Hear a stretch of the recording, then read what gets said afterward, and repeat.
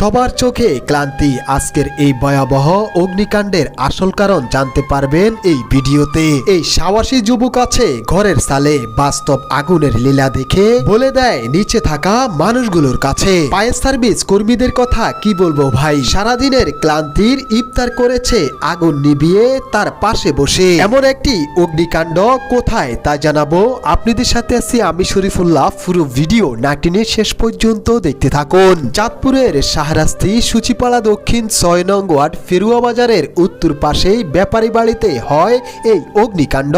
না অগ্নিকাণ্ড হওয়ার পরে বেশি সময় লাগে নাই, একটা ঘর পুরোই করে দিয়েছে লন্ডভন্ড। জানেন এই পরিবারটি খুবই দরিদ্র, ডিম ফুটিয়ে ছোট একটি ব্যবসা করতে চেয়েছিল সংসার। রমজানের এই পবিত্র মাসে যেখানে সবাই ইফতারের প্রস্তুতি নিচ্ছিল, সেখানে এই পরিবারে দেখলো তাদের ঘরে আগুনে ভেঙে পড়ছে তাদের চোখের সামনেই তাদের বসতঘর। ভয়াবহ অবস্থা দেখে এই সাহসী যুবক সেফটি চালায়ে উঠে যায় ঘরের সালে।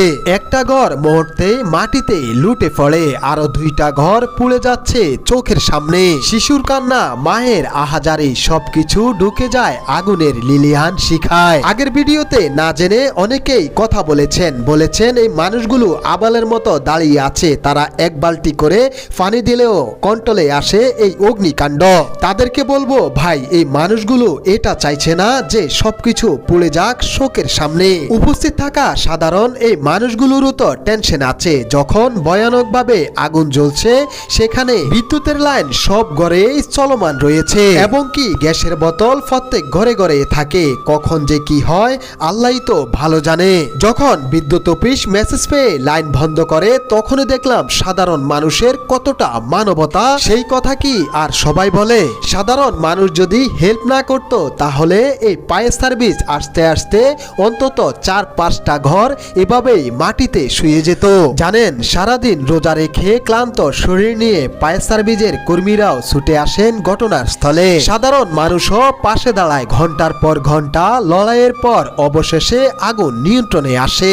জানেন সবচেয়ে দুঃখের বিষয় কি, ইফতারের সময় হয়ে গেছে কিন্তু বাড়ি ফেরার সুযোগ নেই। এক গ্লাস পানি আর কয়েকটা খেজুর দিয়ে সেখানেই ইফতার করেন তারা। এটাই ফায়ার সার্ভিস কর্মীদের জীবন, মানুষ বাঁচানোই তাদের ইবাদত। অনেকে জানার জন্য অপেক্ষা করছেন কিভাবে এই ভয়াবহ অগ্নিকাণ্ডের হয়েছিল সূত্রপাত। লোকমুখে শোনা যাচ্ছে মুরগির ডিম ফুটানোর একটি ছোট ইলেকট্রিক মেশিন থেকে শুরু হয় এই আগুন। একটি পরিবারের স্বপ্ন পুড়ে ছাই হয়ে গেল মাত্র কয়েক মিনিটে। আমি শরীফুল্লাহ আপনাদেরকে স্মরণ করিয়ে দিচ্ছি, আজ এই পরিবারটির মাথায় হাত ছাদ নেই। পবিত্র রমজানে নাই তাদের ঘরে ইফতারের আয়োজন, শুধু ছাই আর কান্না। যে গ্রামে এমন ঘটনা, সেই গ্রামেই এমন একজন মানুষ আছে, তাকে আজ খুব স্মরণ করছি। সে এমন একজন মহান মানুষ, সে সকল শ্রেণীর মানুষের বিপদের কথা শুনলেই উড়ন্ত পাখির মতো ছুটে আসে সেই পরিবারের পাশে দাঁড়ায়। হয়তো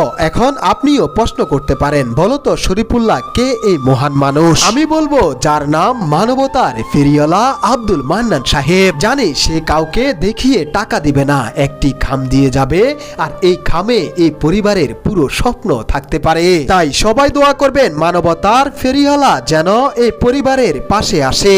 মানুষ মানুষের জন্য রমজানের এই মাসে আসুন আমরা তাদের পাশে দাঁড়াই। ভিডিওটি ভালো লাগলে দয়া করে একবার শেয়ার করুন, হয়তো আপনার একটি শেয়ার আবার দাঁড়িয়ে যাবে একটি অসহায় পরিবার। আপনার একটি শেয়ার তাদের জন্য অনেক বড় উপকার।